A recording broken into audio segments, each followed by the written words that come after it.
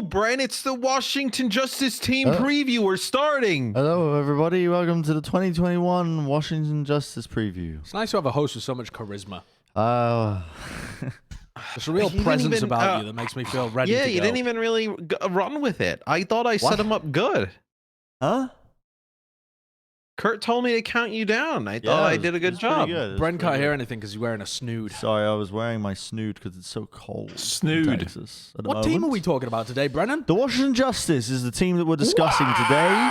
These guys are the hottest commodity so far in the Overwatch League, I think. One of the most discussed teams, one of the most hyped teams. I've seen you all in the comments. You've been typing, "We want justice! We want justice!"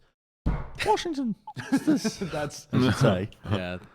And yeah, I mean, we've been looking forward to this one for a while. They've added a couple of new recent additions. I can't remember the format of what we went with in a previous. Well, Episode. You were the one who decided. Well, we this one. discussed the roster. I can't remember. Did we talk about like the recent addition? The trouble is, this entire team is fundamentally different almost. It is. It's been You completely want to start redone. with some roles? With the exception of Chuba. I think we start there, though. I mean, that to me is interesting, comparing them to last season and actually the history of Washington Justice. Yeah. Because this org has been awful. I mean, Yep. they have been the org with the least success since inception. Because at least Boston had 2018, they had the glimmers of hope. Yeah. Florida turned their organization around and actually looked good this year. Washington have been bad every single time that they've played, apart from the tiny portion at the end of Stage 4 in their first season, where Corey was able to play the Hanzo, and then the playoffs run that they did this year. Decay. And now but this is their big year. This is the Justice's retooling, the shift perspectives, change minds, winning minds and hearts in the community. I think we should start with the tank line, probably.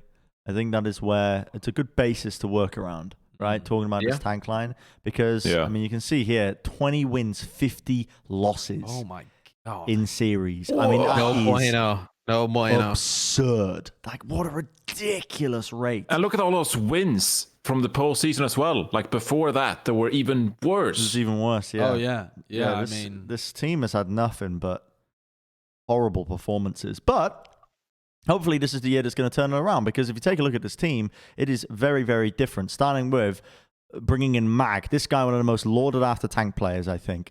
The best tank on the free market this year. And he went to the Washington Justice. Easily. I mean, we were basically ticking down the days until he was going to be eligible to be into the Overwatch League. Yeah, he actually was eligible last year, but only for the postseason. So nobody bothered to pick him up. Nobody picked him up. But he kind of got unlucky in that sense, that he was born in like the crossover period, right? Because if it had been even a month earlier, someone might have punted for him last year, right? And gone for him as like a mid-season pickup. But I think this is a fantastic piece to just add as one of the most impactful roles that you have in your team is a main tank position. Mag, absolutely phenomenal. Played for Runaway, right? Yep. Yeah. And what were you going to say, Matt? Well, knowing how good he is, you were like, we'll see how he adjusts to the Overwatch League, like whatnot. But he's got Fury as his off tank. Yeah. Like that is you could not be in a better position to succeed really out the gate, right? With the DPS they've added, and obviously now having Fury, like this is a player who we thought would be like a huge impact player, especially if he had a roster around him that was really good. And like him and Fury could be one of the best tank lanes in the league next year. Like yeah. I mean, it sounds like hyperbole to say that, because Mag isn't tested at the top level, and he's competing against tank lines like Smurf and Choi, or I guess Fate and Void. Who else would you even have in the argument, I suppose, now that Fearless is on that team? Are there other people I'm missing for the argument? Maybe the Gladiators tank line. If OG pops the hell off, maybe. The OG's on Florida. Oh, sorry. Yeah. Sorry. And even Muse is a bit like unproven. Like I think, like Muse is not as good as Mag. Like Mag is, the best main tank coming out of contenders, while Muse is like third or second best from Korean contenders. So I still think comparing the tank lines, and Fury is better than Space. I'm sorry, but that's just how it is. So like Mag and Fury, it is up there. Best tank line this in the is Overwatch League. It's up there. An unreal tank line. I mean, they've got Rhea as well, who came from Hangzhou, God bless right? him, is just going to sit on the bench. But I mean, the thing is, we did see like a double off tank meta. The kind of tank role has morphed over the years. Main tanks are needing to play multiple different things. Yeah. There could be space for him in a meta. Like, I think teams have realized that. I mean, it's also just nice to have a backup in case, for one reason or another, you need to. Yeah, I think Toronto has Sato and Michelle, which is like that won't be as good either. No, it won't be as good. Fearless and Hanbin could be very good if you get the right meta for them, I think. But that's a very meta-dependent one. I think, so the whole, like, Rhea being on the roster is interesting to me because I think a lot of the organizations in the Overwatch League play catch-up to the meta, where we had that year where you needed double flex support. So a lot of people started adding 2 flex supports to their team, like, after the fact. We do still have double flex support metas, though, so that ended up being good. We've now had a meta where there's 2 off-tanks. So some teams have decided to add double off-tanks to their team for this year. Not many teams, but some teams.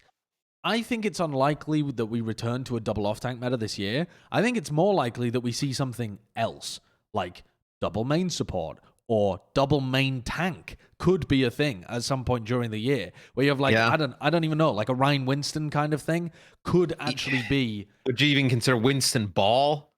Yeah, Winston Ball, something like that. Yeah, a lot of the ball players are main tanks at this point, even though it was thought of as potentially an off tank when the hero was released. But I think that it's weird to have Rhea on this roster, but they seem like they're just paying a huge amount of money for the best talents possible. So I don't think they're that worried about their expenditure this year. They just want to win, or at least win more. So the thing is, like, I would actually buy the argument that, like, oh, well, off tanks have different play styles, and so maybe you want one off tank that excels in one type of playing, and you want someone that, like, can, complement that by playing a different way. Sort of like how they Philly used at some times to use Poco instead of Fury. But the thing is, then you look at this team, and we'll talk about the support line later, how they only have 2 support players. So I'm like, why would you have 2 off tank players, but you only have 2 support players? Yeah, that's where, like, doesn't make sense to me, where it's like, oh, we want a team that is, like, stacked in terms of, like, hero pools, and they can play any meta, like they just, like, excel all the time.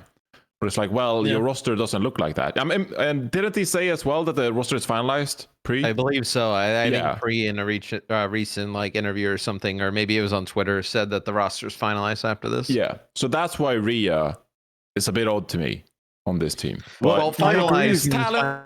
Now, so right? Why not? It's good talent. So I guess why not? Yeah, if you have the money. I was just going to say, Johnny, I agree with your point. I mean, I think it segues us nicely into talking about the supports, because there's no arguing it. It is the weakest aspect of this team, I think, is the support line. Where you got Closer and you got Bebe. And you look at that, and it's just not... It's not top tier, is it? I mean, here's the thing. We've been blessed with very good support players in the Overwatch League. I think they're going to be serviceable. Don't get me wrong. I think they're going to be serviceable, but I don't think Closer has really been up to that pinnacle peak recently. In fact, I mean, the last time he was I think, the first year of the Overwatch League. Sure. I mean, technically, he's the only champion that's on this team, right? Yeah. Yeah. For me, it's... Oh, no, I feel the same. What the fuck am I talking about? Yeah. Yeah. I feel the same about the supports, but for me, it's like, I guess the question I have with this team is like, if these supports play league average, is the rest of the team so far above league average that they would still be up there? Yes. Well, I think the answer to that is yes. I think they might be. I think the rest of the team may be so stacked that, like, all you have to do is tell Bebe and Closer to play safe, don't make mistakes. You don't have to win us the games. Just be solid. Honestly, don't do anything crazy. You know what immediately comes to mind with this? 2019 World Cup USA team Raucus. I think of that as an example of thinking about... Bebe is better than Raucus as well, I think. Yes, but I think of that as an example as where when the pieces are together, you can often bring out the best in some of the weaker pieces. Yeah, and I think this is absolutely going to be the case with this team. You do not need playmaking supports on this team. No fucking chance. I mean, look at the DPS. We haven't even got to them yet, but like, you definitely don't. You actually want people that minimize their mistakes and just play to empower the rest of their team, which I think is the actual play style of Bebe and Closer most of them. Yeah, they are kind of they're like they just do their job in the backline, and they don't do any more than their job. That's why Bebe never really impressed me on the Spark. He was always just in the backline doing work. He was never bad. He was never good, right? Like, well, I mean, he was good, but he would never be like, oh, he won them the game or anything like that, right? He was just kind of like, he was serviceable in the league at the time, which is fine. That's perfectly fine to be serviceable as long as you've got playmakers on your team, which leads us nicely into the DPS aspect. Actually, no, I haven't even talked about the support line yet. Because hold up, I wanted to let you guys finish your piece. Okay, say your piece. Is that the word? Sorry. Because I actually kind of agree. I do think that the support line is a bit overlooked at times. Like, we had this conversation last year about Closer, and like, some people were like high on him, others were low. The stats said that he was like pretty below average, but I never feel like Closer's gonna hurt my team. There's worse main supports in the league, and with Bebe, I think that Hangzhou Spark historically is one of the most overlooked teams, underrated teams in the league, because they did have a great 2019. Like, they actually finished pretty high in the league standings, and they had some good performances. And then last year, obviously not as good, and they had that phase where like they lost a few matches and just looked like atrocious, like lost, terrible. But for the most part, like, it's a pretty solid, good team. And I agree with you that they don't need to pop off and be like the next big thing or whatever to really enable this team, because it is up to the tanks. And now with the addition of Assassin to this team, like, it's just so many great players on this team. You don't need it to pop off. But I do think that it might become a problem when you get into like the playoffs or elimination matches, because for the sole reason that what we talked about earlier, you don't know what the meta is going to be and what will like be the best characters or heroes in the game. Because, for example, Ferrari Res.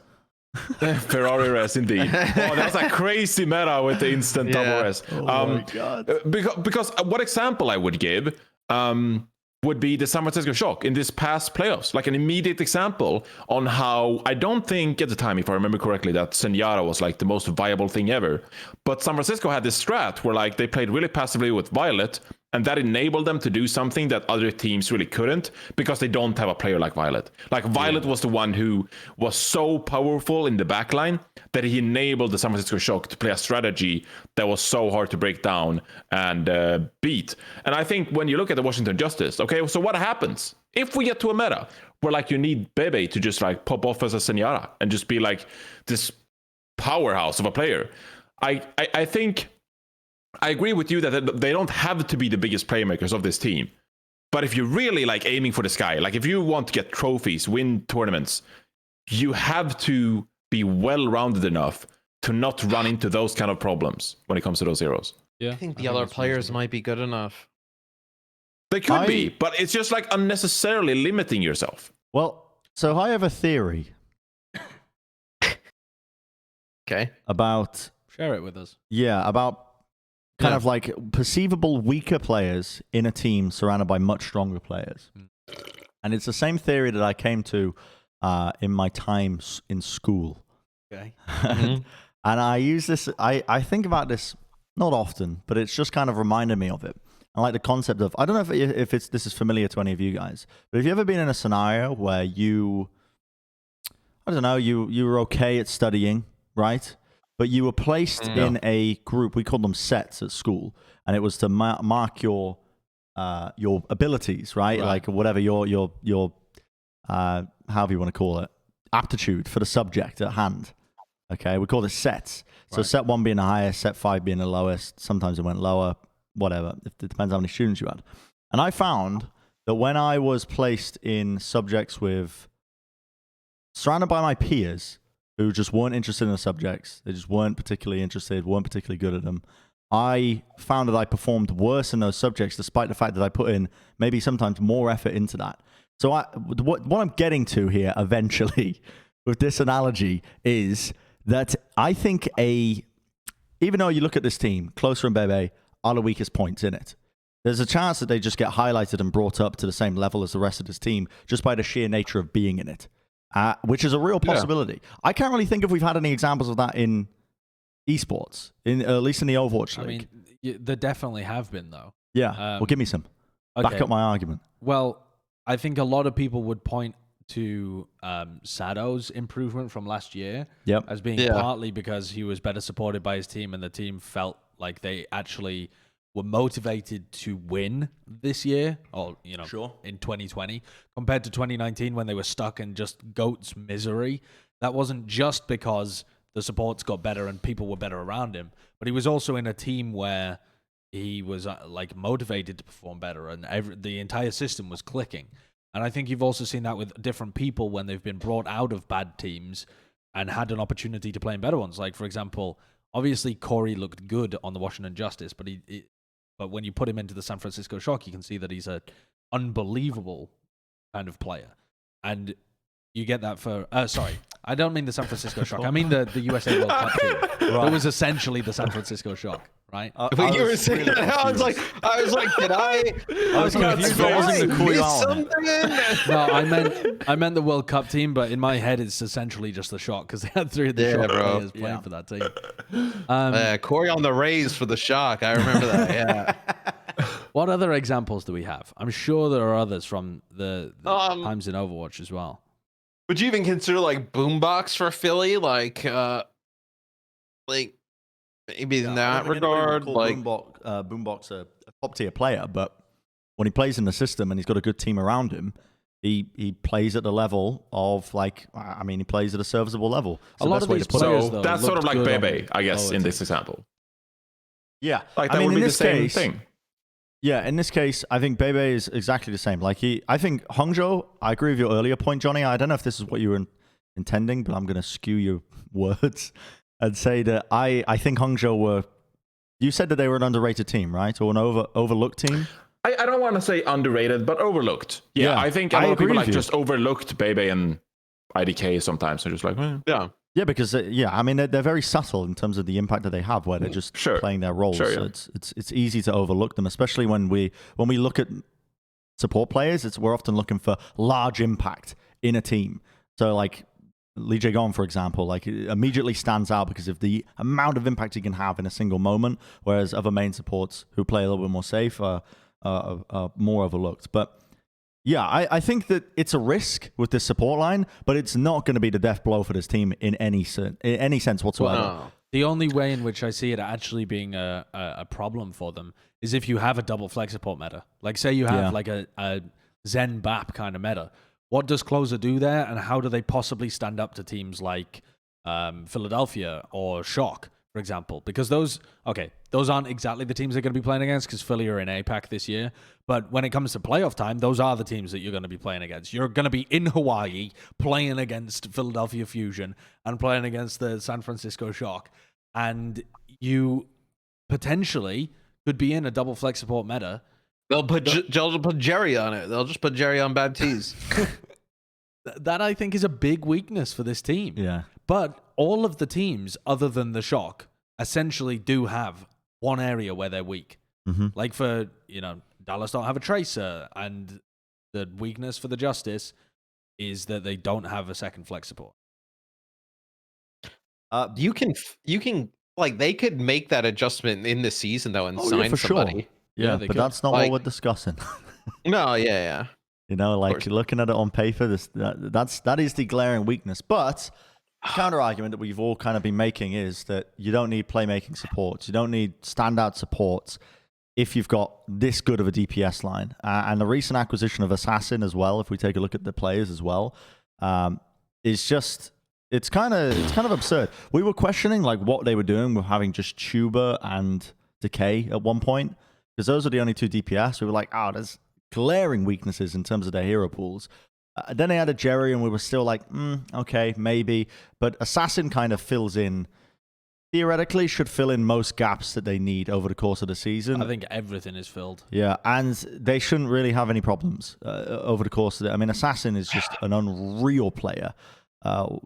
I've actually, the VODs that I was watching of him recently were on Tracer, but I know that he plays much more outside of that. Yeah. So it's, this is looking like a real good team. It's, I mean, Assassin and Decay, like you could turn around at the end of the year and be like, that was the best DPS duo in the league. I mean, absolutely. they're that good. Yeah. I mean, also, bro, like Assassin this wouldn't even have to turn up that much because Decay is already that good. And Assassin's a freak. Like, you could already see the Justice maybe getting a I don't want to say top, but like a good position in NA before they signed Assassin. And this just, to me, it puts them over the edge. Mm-hmm. I mean, for this team, right? Like, show me the horse. How do you deal? Like, how do you deal with like, you know, Mag, Fury, Assassin, and Decay, like trying to put pressure onto your team? So much pressure in a game. You think of a meta that kind of suits them even halfway in terms of their comforts. Well, like that is an unreal team. I mean, how many other teams have 4 players that each one of them can just win the game? Not many teams like have that. Like, if we stayed in the current meta that we're in right now, which is like the current perceived meta, which is like the Tracer Echo meta, alongside like the Ball and the, what else has played? Sigma, I guess. I don't really know what Ball Diva. Yeah. If we stayed in that meta, this team would be, if that was the meta for the entire year, this team would be favorited to win the Overwatch League, I think, in a certain sense. Just look back. You imagine Decay on Tracer? Yeah, I mean, Decay's Tracer. An Assassin on Echo? Like, I think, though, it does bear to be stated that Mag doesn't strike me as one of those guys that is like the new wave ball players, like Gaga or whatever. Sure. Like, I'm not sure whether Mag's going to come in and light the world up on Ball. I don't even know whether Ball's going to be meta. But like when I think of the great moments I've seen of Mag, they've been mostly on the more conventional main tank heroes. So I'm more excited for him when he gets over to those rather than the Ball. But again, the same could be said of a lot of main tanks in the league where you don't quite know how elite they are at playing the Ball because we haven't had a long-standing ball meta within the Overwatch League. So I'm not actually concerned about that. But it's I mean, the reason I'm not as worried about that aspect as well is it seems like the dev team has Ball in their sights. You know what I mean? Regarding because of the experimental patches, that normally indicates the heroes that they are looking at, and he recently got a nerf on the experimental patch. 2 nerfs back to back. I will say this team had 2 supports that I think people like trusted more of, has seen like a little bit better of in the past. People would potentially have this team as the best team in NA. Oh well, I think everyone's gonna have the shock. Okay, that's amazing. I can't believe I said today. I mean, you could. Probably the shock, right? But you'd look on paper and say like this would be the team that would contend with them, right? I think they'd be second place immediately if they had like an elite tier support line. But I think you could make the argument they're second place anyway, though. Yeah. Because when I look at this DPS line, what I'm excited for is not just Decay and Assassin, who I do believe will be the majority players, but if Jerry is able to specialize in complementary hit scan roles, which means that you can... generally speaking, what I like about this DPS line is they have 4 players, one of which is going to be a hit scan specialist, presumably, in Jerry. One of which is going to be like a projectile specialist, probably mainly playing Pharah on Tuba, and maybe a 1 or 2 other heroes.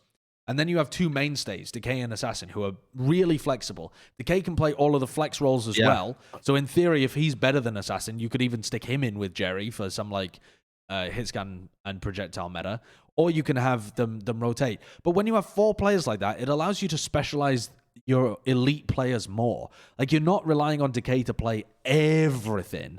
Because you already have Tuba to play some of those roles, or Jerry to play some of those roles, and Assassin to play some of those roles. And so I think it allows Decay to get the stuff that he is incredible at and be a true carry for the team. If you imagine if it was just Decay and Tuba, Decay's got to bend over backwards to try and fit in all of the roles that this team needs to make sure that he's carrying the heroes, the hero pools. But now with the addition of Assassin, It's just so well covered. Every base is covered. Double hit scan, covered. Double projectile, covered. Any kind of specialist role, covered. Any kind of pop-off role, covered. You want to... Yeah, it's just everything. They've just got absolutely everything on DPS. Going back to the rankings, like you said, like with Assassin now being picked up, you could probably make an argument for number 2 NA. I think the reason we didn't rank them number 2 NA before this was, I mean, I don't know about you guys. You guys talked about the support line. But for me, it was genuinely the DPS line. Yeah. Because I don't trust Tuba and Jerry as much as everyone else seems to do at all. Like people were like talking about Jerry as like complimenting Decay and being like this kind of like great hit scan player that can like stand out for himself, not like as a playmaker, but like can hold his own, you know, like BQB kind of level. No, like I don't think that's Jerry at all. Like I don't think Jerry is that good that people are saying. But now when Assassin is signed, I'm like, okay, now we're talking. Like this is a great team, and now I think you can actually have that number 2 NA conversation with Assassin being teamed up. I don't know how much Jerry and Tuba is going to play, like if at all. Like if Jerry came in and I was a Justice fan, I'd be like, please no. Like I don't even want to see what he's going to play. That's how down I am on Jerry and Tuba compared to Assassin and Decay. I think Jerry can be a hit scan specialist, like Josh said. I think he's actually good in that role. Like I mean, that's what he plays, right? I'm just saying, I don't think that's like playoffs level reliable. Yeah, well, I also think that Jerry is one of those players like a closer from last year, if we kind of ignore closer playing on the winning team from 2018. But he's one of those players where you're hoping and maybe expecting, if you're a Justice fan, that he will be better than what he was able to showcase playing for the Boston Uprising. And he was still able to showcase some pretty decent performances playing for Boston. Like, I don't know whether you remember his stats, but at some point he had top 3 stats in every, I think it was Hanzo category, when that was being played in the meta for everyone, despite the fact his team was just hardcore losing every game. And I seem to remember, though I can't remember exactly, his hit scan stats generally being all right. His McCree and his Ash were pretty good. Like, I think this is a developmental year for Jerry. The team doesn't have to rely on him. He only has to come in for double hit scan metas or to relieve some kind of like hero pool stress from Decay. And he just has to do his job. Do I think Decay's at that level right now? Maybe not, no. But do I think he can grow to that level? Yeah, I think he's shown a lot of potential on Boston. And I think he's one of the players that if you could invest in stocks of a player that's never done anything before. God. Is this your Sato pick of 2021? Well, that's a bit weird because everyone thinks Jerry, at least as far as I'm aware, the community does believe that Jerry has potential. They actually are, generally speaking, higher than I am on Jerry. So I don't think it quite fits as a Sado comparison. But I think Jerry's got potential. Who would I compare him to? I mean, when have we seen maybe like I don't even know. Like I was going to compare him to BQB from like the year before when he was playing for a bad Florida Mayhem. And then as Florida got better and gave him more space, he was actually able to pop off a lot more. I could kind of see that being the case. Yeah, I think he could be in a similar tier by the end of next year. I think he's kind of...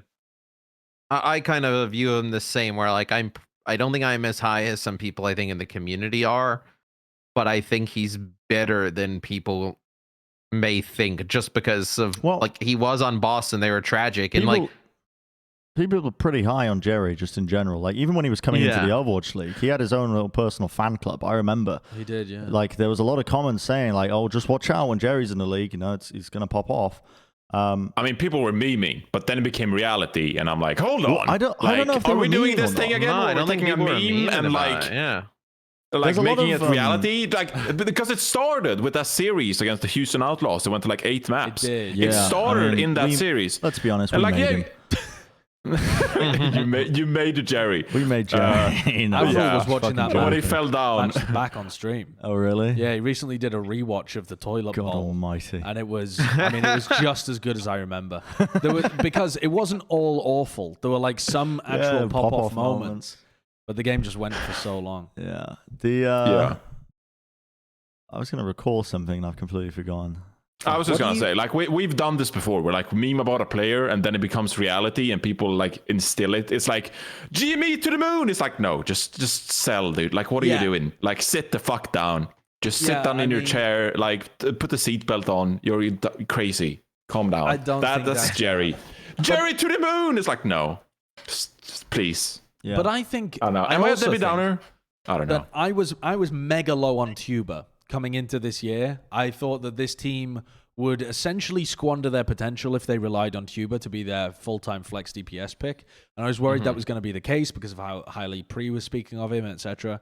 But when I think back to the playoffs run that the Washington Justice went on, quite a large part of it was not just Decay, but was Tuba being empowered on the Pharah.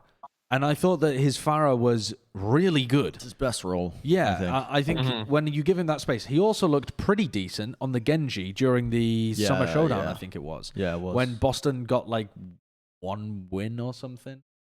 Wait, what am I talking about? No, Boston. No, Fucking Boston. Washington Justice got 1 win. I'm mixing up all of the teams today. And there was that crazy clip where he just dashes into the air and gets into the back lines, no fear, kills everyone with the Nana Blade. He was all right. Is he going to play Genji over Assassin? No. But could he specialize on the Pharah and maybe a couple of other picks that we're unaware of because he hasn't really showcased them yet? Yeah, maybe. I think that Tuba could even become a really good, useful addition to this team. I can see the same for Jerry. I think when we're having this conversation about Jerry and Tuba, I think you need to set the context straight as well. Because I'm not saying that Tuba and Jerry, that they aren't Overwatch League caliber players. Like, they're great on their own. Like, they're good players, you know, and like, I could see some other teams like picking them up as well. But contextualizing Washington Justice and their ambitions this season, I think that's where I'm like a bit down on Tuba and Jerry compared to Assassin and Decay, like what they have in mind, like what they want to achieve in whether it's like stage tournaments or if it's like actual like playoffs. And that's where I think, like, I don't know if Tuba and Jerry fits into the Washington Justice picture. But that being said, like, I could see them sub into regular season, fill on some like regular kind of like role. But when it comes to Washington Justice playing their best game against the best teams when it really matters, like, I don't see Jerry and Tuba in that starter conversation. Yeah, I see them as a supplementary role. That's what they're going to be fulfilling. And when we were talking about this team, as it was when it was just Tuba and Jerry and Decay, we were like, well, I agree with your earlier point, Johnny. I think the point that I was getting hung up on was the DPS line, because I was like, okay, you can have a bit of a weaker support line, fair enough, as long as the rest of the team can kind of play up to a very high level. You have playmakers in those other roles. You don't need to rely on your support line as much. They just need to play their roles. But yeah, the addition of Assassin just really elevates the entire thing. I would like to pitch something to you here. Okay. Mag and Fury, I think we're all agreed, could, under a certain tournament, look like the best tank duo in the league. Sure. We're not saying they would be the favorites to be the best, but it is feasible that at some point throughout the year you might think, damn, these guys currently might be the best tank line. Right? I know where you're going with this. This DPS line. Is it possible that under some meta, in some tournament this year, they could be the best DPS line in the league? Or at least, if we want to narrow it down a bit further, in North America, against the teams they're going to play against? Instantly, yes. Actually, when it comes to the tournaments, they would instantly. play against them. I gave you an example earlier, which was the Echo Tracer. Yeah, Echo Tracer meta. I think this team would be the best in terms of that DPS line. Assassin alongside Decay. I think they would be the best. You don't think like, okay, now I'm struggling. Maybe I can look it up. Let's say... You want to go for Shock or something? No, I think you cannot underestimate the DPS talent in North America. At some point, Josh. At some point, they could happen to be the best DPS line in America. But Shock and Gladiators, they have pretty good damage. Gladiators does have a ridiculous duo. I mean, Gladiators is crazy. Okay. If you're talking about Gladiators, you're talking about Birdring, Tracer, and Kevster on Echo. That's wild. I think they're good, but I don't think they stand up to this team. Oh, I don't think they do. I think Decay is the only one who can stand toe-to-toe with Striker when it comes to Tracer.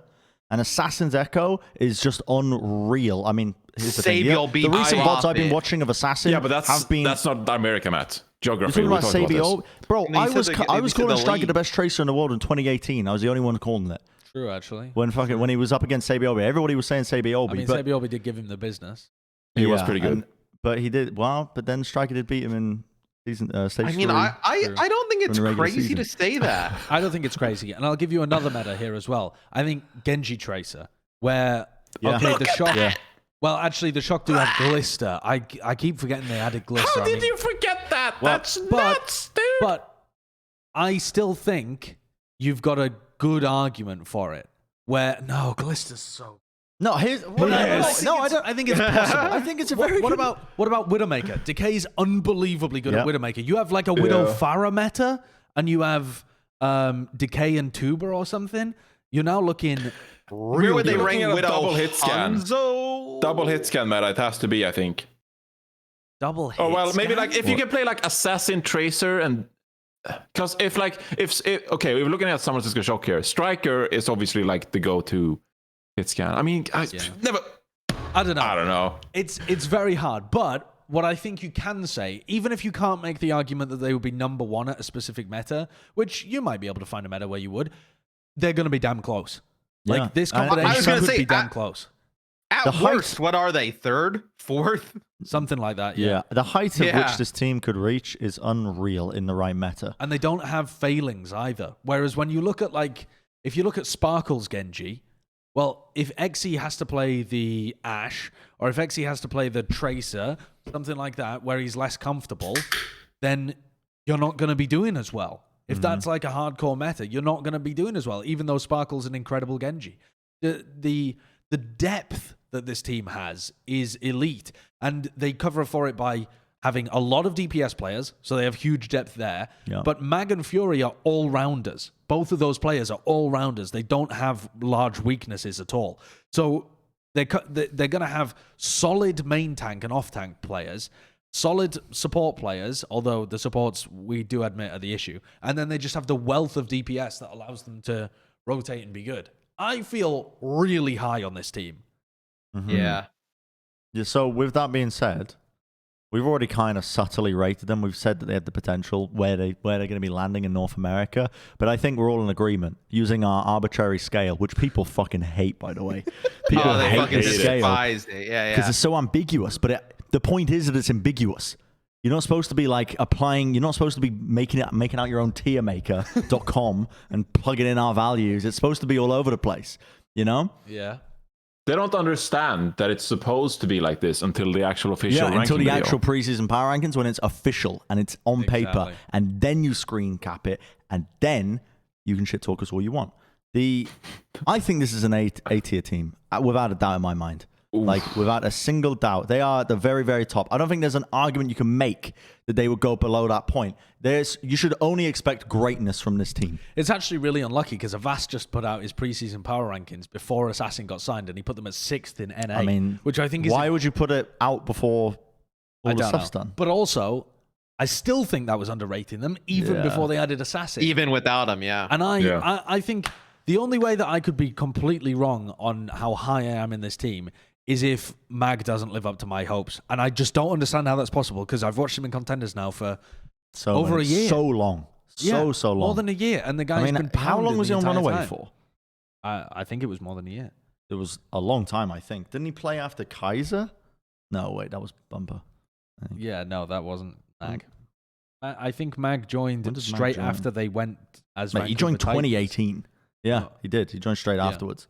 Yeah.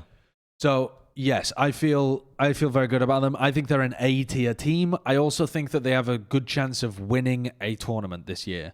I think that is a strong chance that they have to be able to win one. Not a guarantee, but they should be in the running. All right. I'll go ahead, okay? Uh-huh. I reserve my A-tier teams for very select elite teams, okay? So I'm gonna go B+, heavy B+ here. What? But are you kidding me? How many teams are in your A tier? One or two, maybe. You know, like it's a very elite ranking over here. So this system is too ambiguous. It's so ambiguous. Exactly. Yeah. So if you're a viewer and you're like, oh my god, how's your only ranking B+? Well, maybe in your own system it's A, but in my system it's B+. Okay. And then we can discuss who has the best system. It's obviously me. Here's the thing. Okay. Any final words, Matt? They remind me. This is an A-tier team. Just Johnny, don't listen go to ahead. Johnny. Sorry, I didn't realize you paused and it felt like you were done. He's done. You paused and it felt like you were done. I threw it to Matt. Yeah. Go on, finish your piece. No, screw it. Yeah, I was gonna say. Okay, the only way this team fails, okay, is if they are like the Korean version of the LA Gladiators. Where like they have so much talent on paper that they just don't know how to deal with it, and they just cannot fix the team chemistry, and like it just goes bananas wrong. But that's obviously not going to happen. You have like Big Goose and Chaz in the backline. They're like, well, their backline wasn't good enough. It was consistent, but not good enough. And so it couldn't take the burden of the tanks and the BS. Like, it's not going to be like that. But this team is like the Korean LA Gladiators for me. Bro, you're thinking way too hard. From last year. Thinking way too hard. Last year. Decay was keeping the Dallas Fuel early in the season in games. Like, he was winning that team games. And now you put him with like Mag and Fury and Assassin. Yeah. Like, fuck, put Josh back there as support. I'm pretty sure they'd give a good shot about some other teams. I mean, look at what the hell he did when he just joined the Justice. He was like, oh yeah, just fucking pocket me. Let's see what happens. Like, the guy's just a freak. And we haven't seen him play with like, we've seen him play at like a crazy level in the Overwatch League, and without anybody really good around him, like teams that were lackluster around him. Now we get to see him play with like top tier players.